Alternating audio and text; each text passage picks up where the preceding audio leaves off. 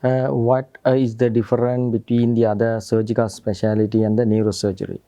Neurosurgery is a specialty with a dedicated specific management plan.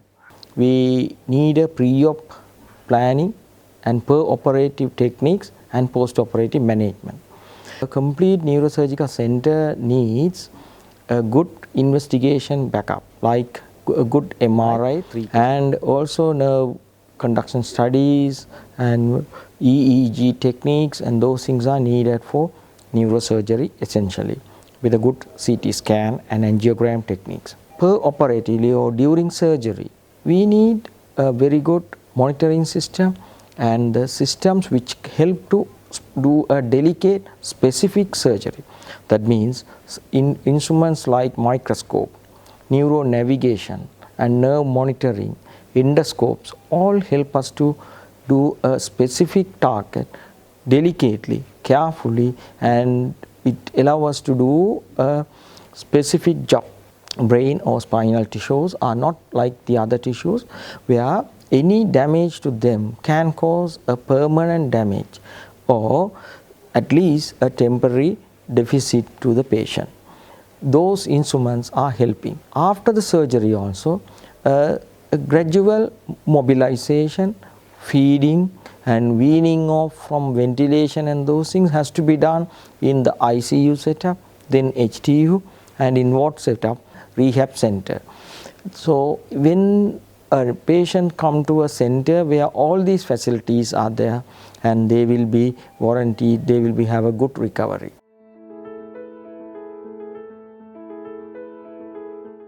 We can divide these into a acute condition and the non-acute conditions. That's easy to understand.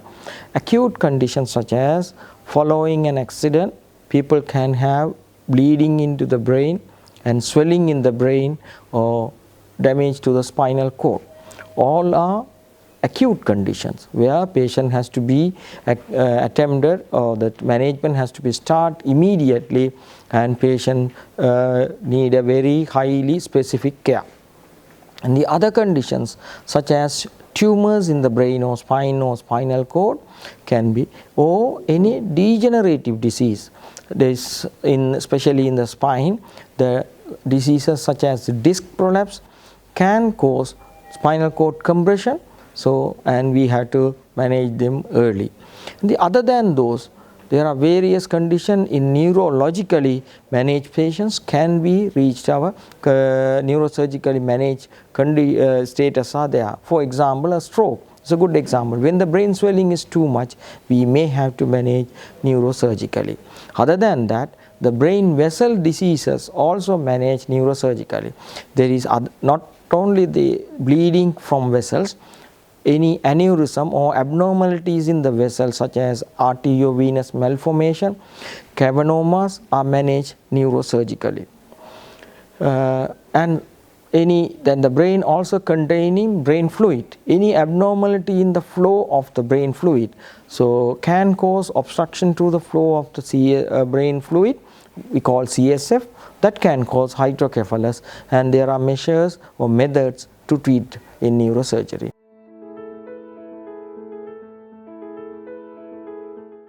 In the common conditions, people get accidents. Following a road traffic accidents, people get bleeds. That is, motorbikes or motor cars, when they collide with a wall or another vehicle, they get these injuries. And also, when they work in an unsafe condition, so working in a height, or people do some work and fall from a height, that can cause damage to the brain or spine or spinal cord. They can get following some assault or during planned or attempted murder or the fight, they can get head injuries.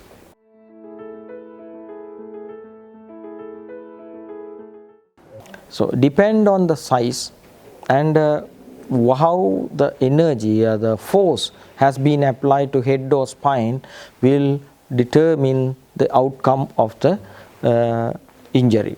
For example, when the blood volume is large, it will compress the brain. Not only it will compress the brain, it pushes the brain to the other side, opposite side, and that will cause further damage to the other areas of the brain, not only at the area of the injury.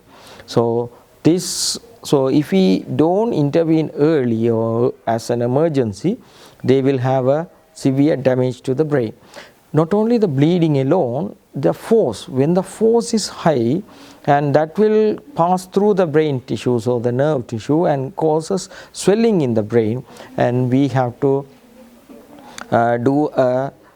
remove a part of the bone from the skull so that the brain will have enough space to swell up.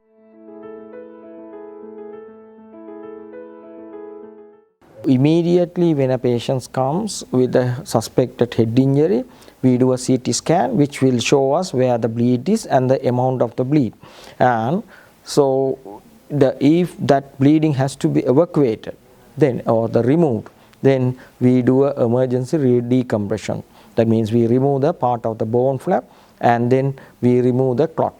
That will be helped by the instruments, like we have a special instruments to cut the skull, and also the microscope will help us to identify the clot and the brain tissue and save the brain tissue without damage.